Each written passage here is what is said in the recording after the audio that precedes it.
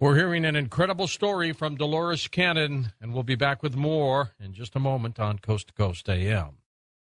And welcome back to Coast to Coast. So, Dolores, they had a plan, huh? Okay. One thing I would like to say, one of the reasons the other investigators and other hypnotists are not getting the information I do is because they work in the lighter levels. In my technique, I work in the deepest possible level of trance, which is called the somnambulistic level. At that level, the conscious mind cannot interfere. It is totally out of the picture. The person doesn't remember anything when they awaken.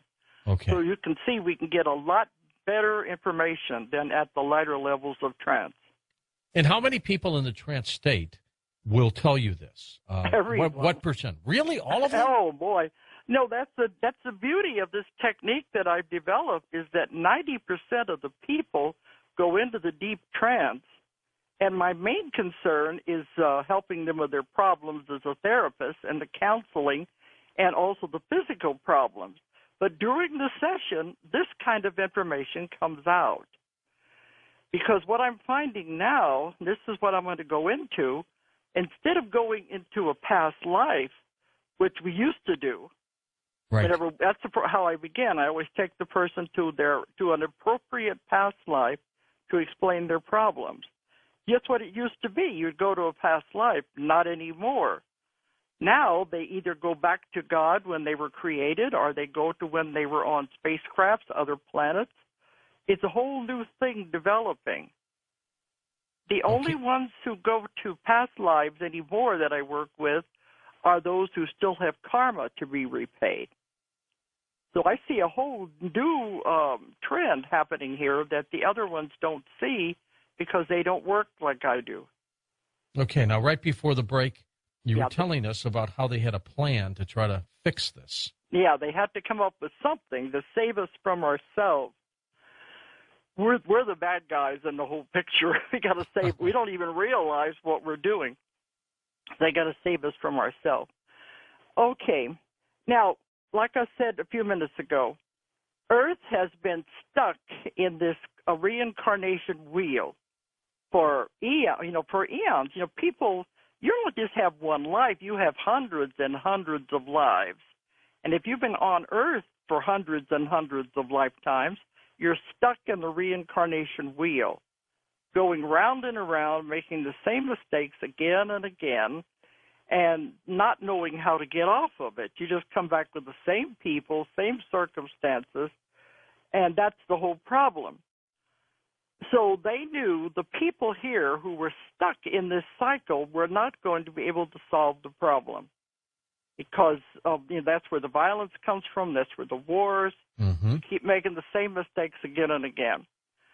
So their plan, which I think was brilliant, was let's bring in other souls, pure souls who have never known Earth life, who have never been on Earth before, who have not known the violence and are not stuck in karma. Let's get pure souls coming in. Maybe they can do something to turn the whole cycle around. Are you following me? And when did they start doing this?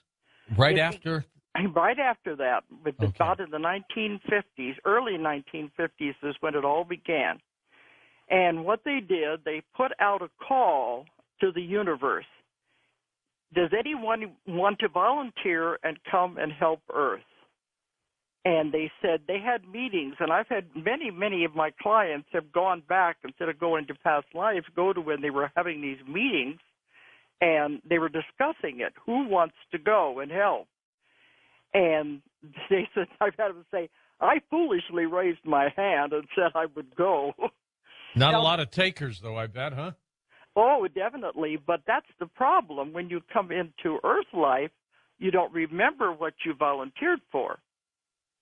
Everything is wiped out when you're born. But that's true of everybody. None of us know our past lives. We don't know why we came. We don't know our association with other people. So it makes it harder. But I asked them one time, would it be easier if we remembered why we came? We remembered what we were here for and our association with other people.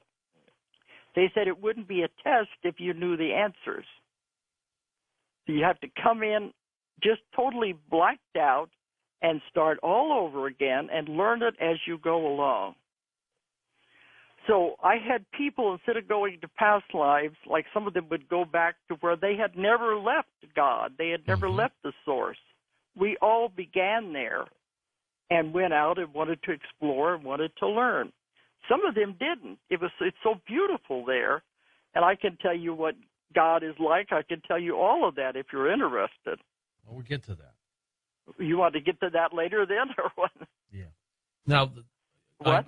I'm curious with these. Okay, but some of them go back to Hold that. on, can you hear me? I'm curious with the waves of people. Okay, that's who what I'm came getting here. to now. Are they humans or ETs? They're humans, but their souls are either ETs or they have never had a body before.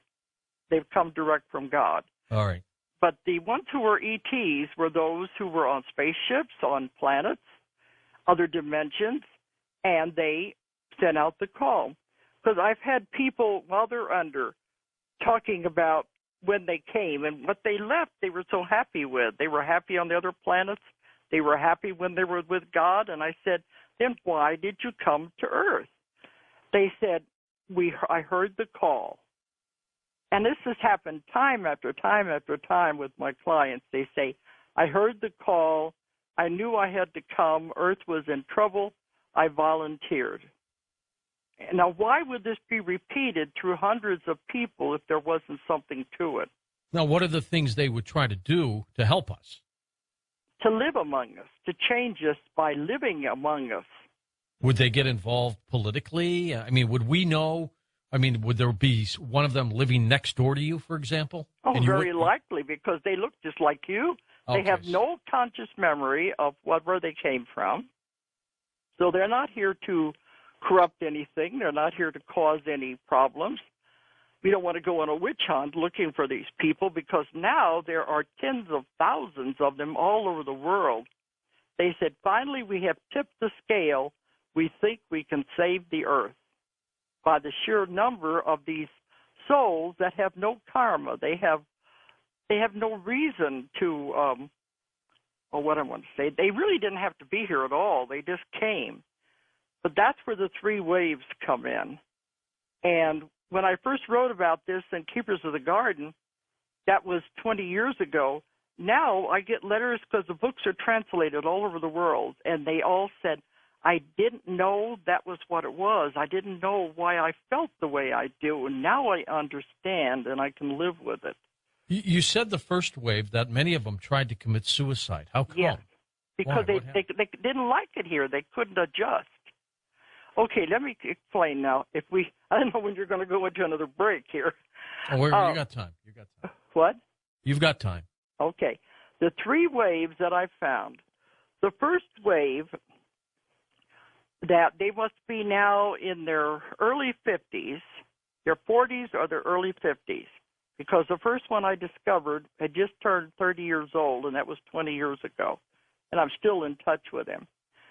Now, this wave, when they came in, these are the people, they don't want to be here. They don't like it here. They can't stand the violence. They want to go home, but they don't know where home is. They just know it's not here. They're very gentle people. These are not conspirators. They're not people who want to hurt anyone. They're just here to change by existing, by being here. So they are living among us just as ordinary people, but it's very, very difficult for them because they feel out of place. You can understand why. Mm-hmm. Because the ones I've talked to, and this is all over the world, they said they have a good family, they had a good jobs, but they just didn't want to be here. They wanted to go home. And many of them did try to commit suicide, especially in their earlier years, because they just couldn't take it here. Interesting. But after I worked with them and they find out why they're here, then they change and they said, all right, I may not like it here, but I'm going to do my job. This is the first wave of people. And I've run into them now all over the world when I lecture on this. Even in South Africa a few weeks ago, 2 women came up to me afterwards and they said, now I understand why I felt like this all my life. Now I know what I